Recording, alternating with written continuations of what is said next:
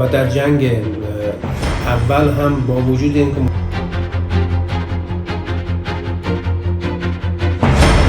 خصوصی خدمت ارگانان حبسخانه ندار اوانی شهید کردن کشتن اوانی. رابطه آذربایجان و اسرائیل بدون شک یک رابطه راهبردیه. اقبال ابیلوف تولشی مدنی اکتیویست که ایولا مانگی 22 ده اوکتای و به 12 به چومانگ زندان محکوم به. محکمه ده ایلوم به که آن چومانگ در چای بارده تدقیقون باردن. آذربایجان ریسپوبلیکا اروپا ایان روسیه جیاتالشون ایان اکتیو تشکیلاتون اقبال ابیلوف و آزادتی و مختلف حرکتون به نابارددن. ایران فومن شهری گشت نماده منطقه ادبی مرکز چه گیلون ایان تولشی شاعرون ویندمونا تشکیل کرده شونه. آن ویندمونا در تولش شاعرون شهر تاجه اثرون هانده شونه.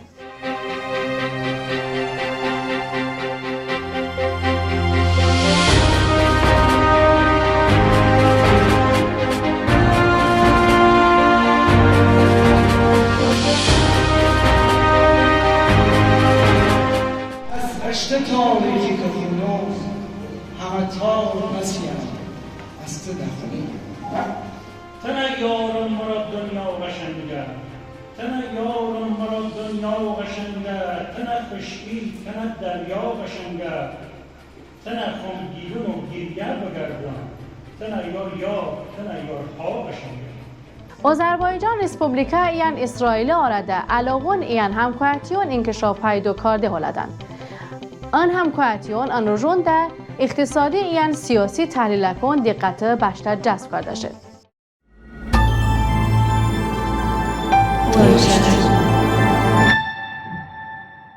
عزیز تماشا کن تالیش اینترنشنال تیوی کو سلام به شما به تالیش اینترنشنال تیوی دیار کردن.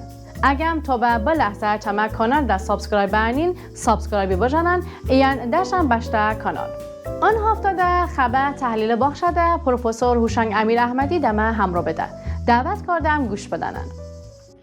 با عرض سلام و ارادت خدمت همه برادران و خواهران تالشیم در سراسر دنیا از جمله در تالش عزیز شمال و جنوب. تلویزیون بین المللی تالش من کد درخواست کرده شد که یک چند دقیقه درباره رابطه آذربایجان و اسرائیل شمن صحبت بکرم. خوشبختی من کم کاری کردم. رابطه آذربایجان و اسرائیل بدون شک یک رابطه راهبردیه. رابطه‌ای که نه فقط به امروز و فردا که به یه آینده نامعلومی توجه داره. آینده‌ای که به نظر من خیلی خطرناک، حداقل برای من نگران کننده. رابطه راهبردی آذربایجان و اسرائیل بعدهای مختلف مذهبی، اقتصادی، سیاسی و مخصوصا نظامی داره. در بحث مذهبی و فرهنگی توجه دارم به یک جمعیت حدود 40,000 نفری از یهودیان که از قرنها در این منطقه زندگی کردشون و هنوزم زندگی کردن و اما هیچ وقت در تاریخ قوم یهود ام جمعیت تا ام حد فعال بنیه، تا ام حد مورد توجه به اصطلاح مذهب یهودی و یا اصولا یهودی ها در دنیا بنیه. یعنی یهودی های مثلا امریکا یا اروپا به دلیلی که مرا معلوم نیه و اعتقاد دارم موجه هم شاید نیه، توجه خیلی خاصی به یهودی های آذربایجان دارن. به هر حال هرچی هست یه واقعیت. از امیدواریم که از مذهب و فرهنگ سوء استفاده مبود، ولی متاسفانه خیلی از اصطلاح لابی های یهودی در امریکا تا جایی که از اونو مرتب رهبراشون آذربایجانشون و برنامه های خاصی دارن. ظاهر قضیه اما که خب من خان هرچی بیشتر رابطه اسرائیل با آذربایجان درست بود، ولی رابطه دو کشور چه ربطی داره به لابی مذهبی ها؟ تصادفاً آذربایجانش تننی بیش از 3 میلیارد دلار هزینه کرده شد در سالهای اخیر که لابی های فعال بکره در امریکا و اروپا که عمدتاً تقریباً همشون لابی هایی هستند که در واقع حداقل در رأسشون یهودی های بسیار بسیار بزرگی قرار دارن. البته هیچ شکی نیست که همه کشورها دوست دارن که اشترا لابی بکرن و اشتن چهره درست کردن و از این حرفان، ولی به شرط اینکه ام چهره درست کردن در جهت تخریب چهره های دیگه مبود. به هر حال من از مقدمتا میباتم که توجه بداره که پشت جریان رابطه راهبردی که ابعاد نظامی، اقتصادی و سیاسی داره، یک جریان دیگر، یک فعالیت دیگری هم نهفته که در باره اون زیاد حرف نزنن و اصلا گاهی هم نبوژه. و اما در رابطه با وضعیت راهبردی بین آذربایجان و اسرائیل چند تا نقطه بگم. اول من که از وقتی که آذربایجان مستقل و در 1991 بعد از اینکه شوروی فروپاشی کرده شد، اسرائیل توجه خاصی به کشور جدید داشته شد و بعد از ترکیه و شاید یکی دو کشور دیگر، اسرائیل جزء اولین کشورهای که آذربایجانی به عنوان یک جمهوری مستقل به رسمیتش شناخته. از ام موقع مرتب داشتن روابط سیاسیون با آذربایجان گسترش داشته. از همه اولش سفیرش روانه کرده به آذربایجان و آذربایجان البته سالها طول کشیده تا مقابله به مصر بکره و بالاخره بعد از مدت‌ها بالا و پایین در سال 2023 رسما اشتن سفارتخانهش در اورشلیم باز کرده شد و سفیرش روانه کرده. بنابراین الان آذربایجان رسما با اسرائیل روابط دیپلماتیک در سطح سفارت داره.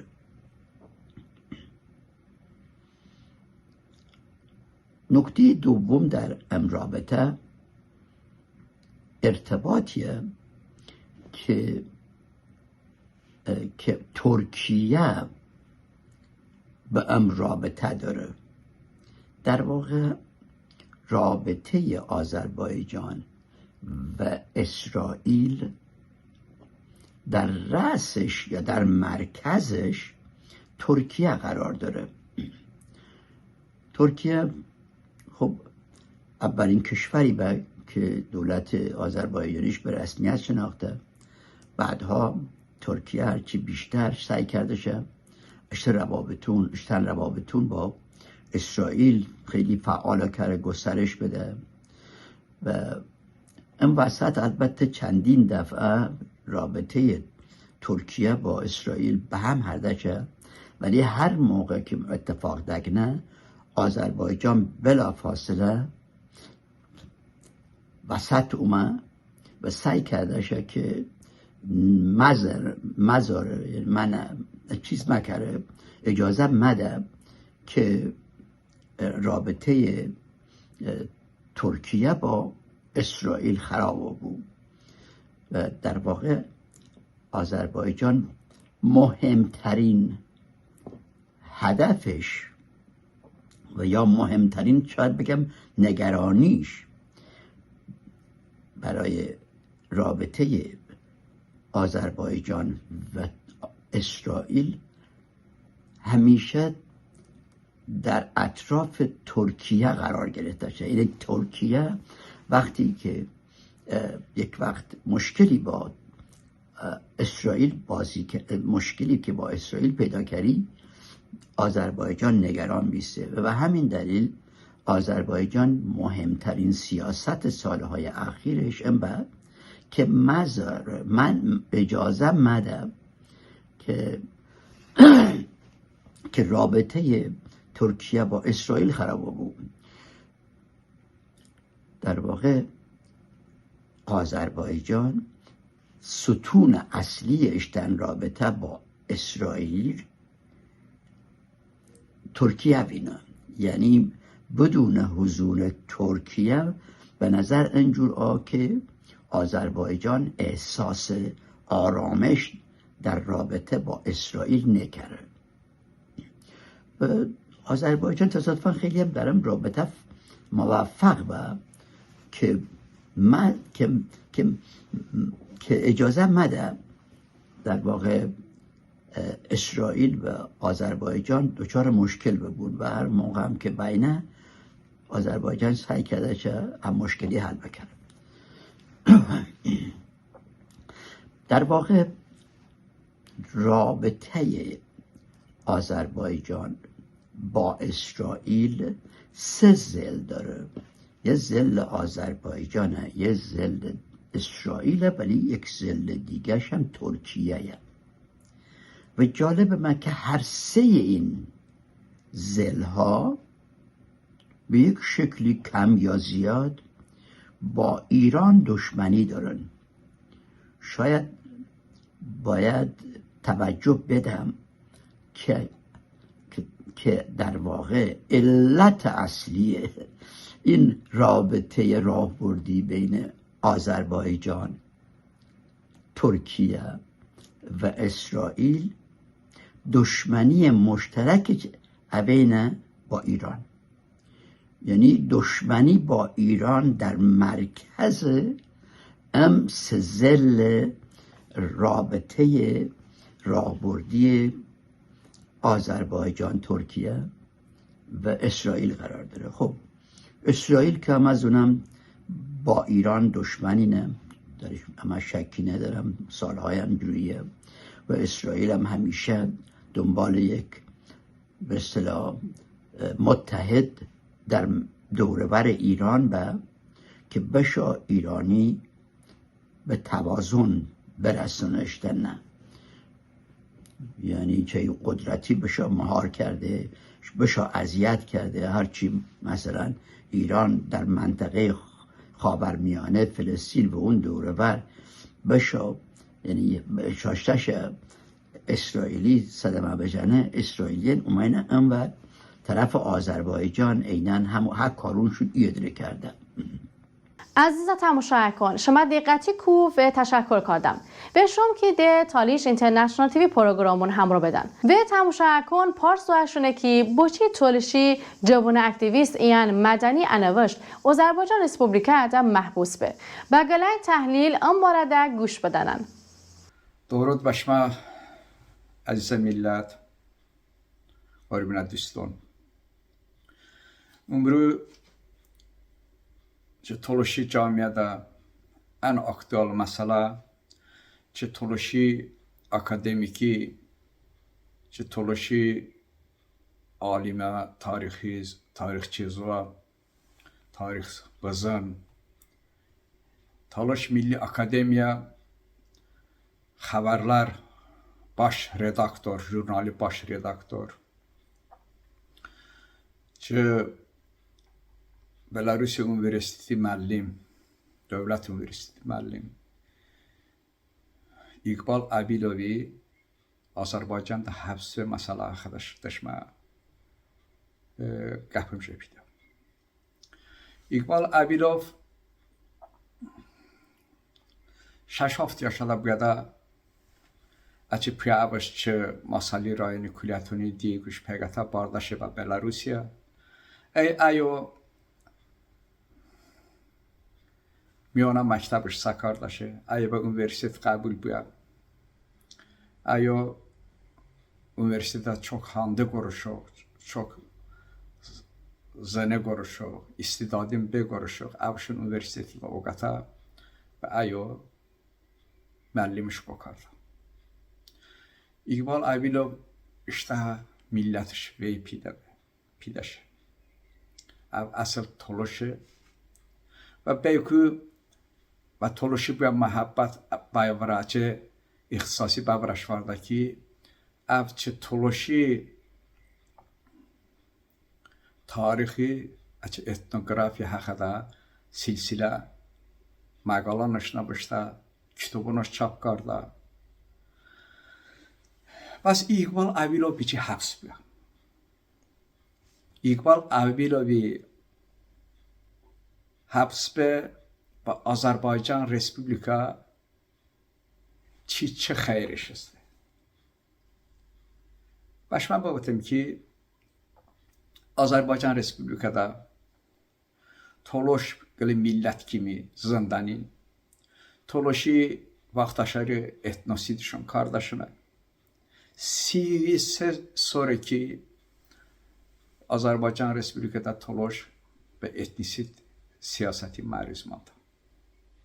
Navai Sovet dövründə tolaşi xalq kimi tolaşşon demək yoxşon karda və İhazun nafsa 38-ci soruku deytopa İhazun nafsa 89-ci soru tolaşi nomşon yoxşon karda, nəyişon karda və ginişon karda və amma çə tolaşi Ruşna Faman, Ruşna insanan, aliman, patriota merdan ve İvra Omin ve 89-ci sonrada Gorbaçovi perestroika vakti tolaşın nomuşun ve milletin nomuşundan. Bas Şuravi ve Sovet hükümeti xalqın kesi başavın dalaşından. Peşe ey Sovet hükümeti ki volube Azərbaycan qılı respublika kimi qılı dövlət kimi formalaşmış bir də tolaşıb və Azərbaycanı həm müstəqilliyyəti yəni həmən ki açı demokratik rada açı ərazi bitovati rada və yola konuşun kardı. Amma və təəssüf ki tolaş iştəni bu Azərbaycan dövləti baxışdan Tolaş və Türkün hoca bu vıtta ancaq çavun ki hoca başta qarşı xainəti bindi. Açıq qoftam.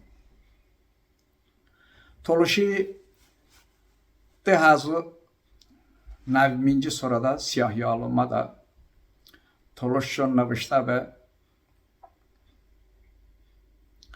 saat 10'a hazır.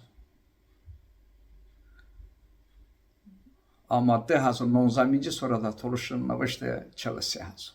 Ya Toluş işte muhasebına da çıkan kardı. Chelsea hazır Toluşmadı. Ama Toluş'un milleti karşı böyle etnosiydi.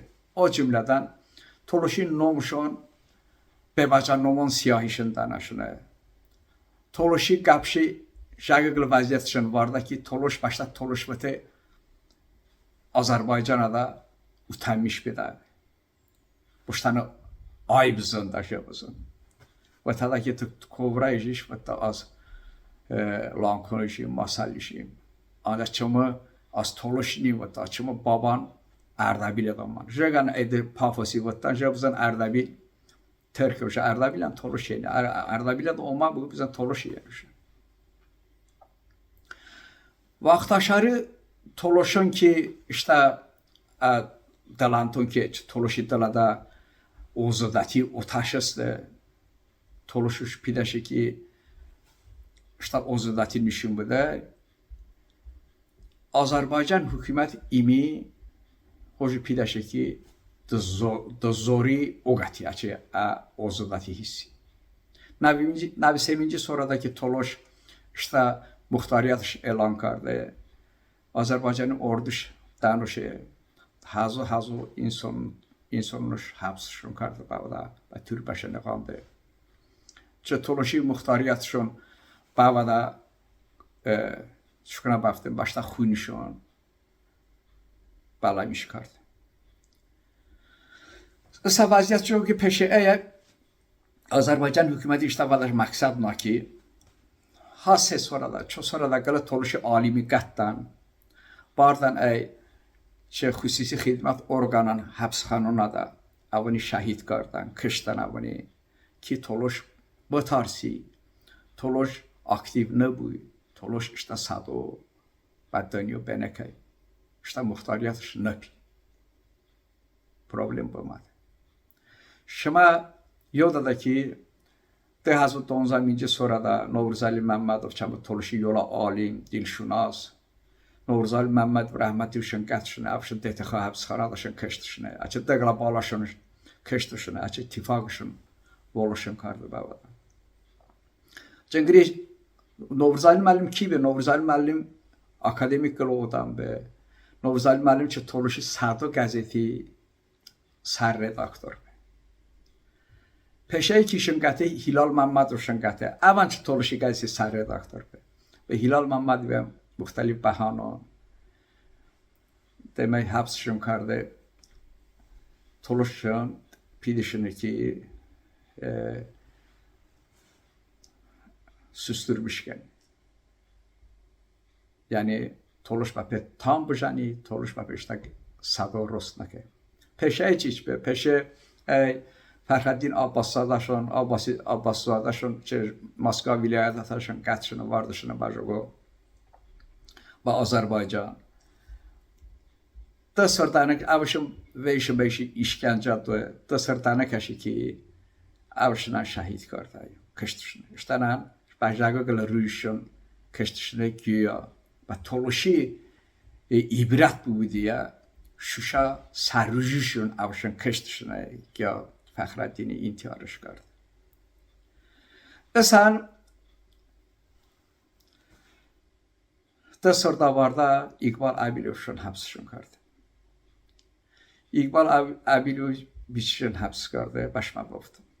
İqbal Abilov Cəma Alimazva Toluşu Milli Akademiya Vestnik yani Xəbərlər jurnalı baş redaktor. Omsır İnamangi çorda da afşela başta doğmadı ki bavaya şela. Mangi vistiddə da eyvakardan bajogo və Masalli rayoni xüsusi xidmət orqanı DTX-vatdan bəri Dövlət Təhlükəsizlik Xidməti bakardan ay və bəmakübə məlumatı quruşuq və işin külli miqdarda pul işin pidə. Hətta ki az alim adam bəmku pul çıxonu mida. peşe beyvatan ki bir şey fikir bka. İkbaliyan biletmiş beden mangi visti da ve mangi visti haftada açıbape biletmiş beden bajoko ve Belarusya. Umuda bu aeroportta da var havapeymana nıştada ay pegattan acaba pasport isteden, telefon isteden ay unam beyvatan ki bir şey diye da çaşka kulyatuna da iştadı. Moda bir diye da çaşka. Avan şeyda 3 hafta başatın ve İkbali zankardan ki bu işte pasporti buba, işte telefonu buba. Av şeyda bu pasport ise binden ki İkbali polis vardani pegattan vardan ba buku و دولت تهلیکاتی خدماتی حبسخانه و تشکر کردم سقبن پروگرامیان بخشده ایران تاریخچی میسم فریدی چه تولشی سیاسی ایان تشکیلاتون جریانون بارده به منو گپ شده بیله خدا مومینه سلام وام شما خدمت عوامل محترم تلویزیون تالش اینترنشنال و شما بینندگان محترم شما خدمت من با تحولات سیاسی تالش در 200 سال گذشته.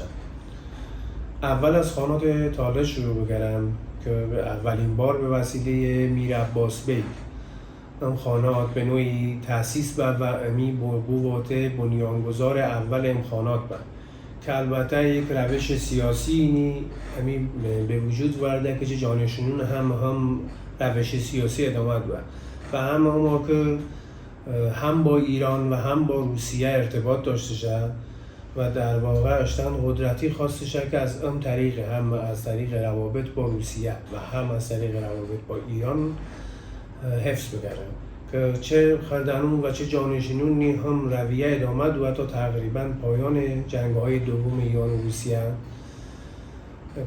به وسیله میر حسن خان هم همچین سیاست اتخاذ و اما در نهایت اماگرده سمت ایران اما بیشتر کسی که بیشترین استفاده از سیاست کرده برای اینکه اشتن حفظ بگرده در بین ایران و روسیه در واقع میر مصطفی خان تالش که نوه هم میر عباس بیگ و فرزند قره خان تالش بود امین رویه تا حدی ادامه دوه که میر مصطفی خانی بو مسئول اصلی یکی از مسئولین اصلی جدایی تالش شمالی از ایران زوسته در حالی است که میر مصطفی خان هرگز با قاجار حکومت قاجار و ایران به صورت جدی کنار ناومد و بیشتر تمایل داره به سمت روسیه و در جنگ اول هم با وجود اینکه مدت کوتاهی متحد ایران بود اما بالاخره شب به سمت روسیه و در زمانی فوت کرده شد که چه قلمرویششون تحت نفوذ روسیه تزاری بود در واقع. مسئله دومم درباره خانات تالش من که میر حسن خان بعد از مرگشتن که جانشین به رویش تغییر داد به نوعی و به سمت ایران گرایش پیدا کرده شد و وقتی که به سمت ایران گرایش پیدا کرده شد در جنگ‌های دوم علیه روسیه و به نفع ایران وارد عمل با و در نهایت به نوعی در حالت وفاداری به ایران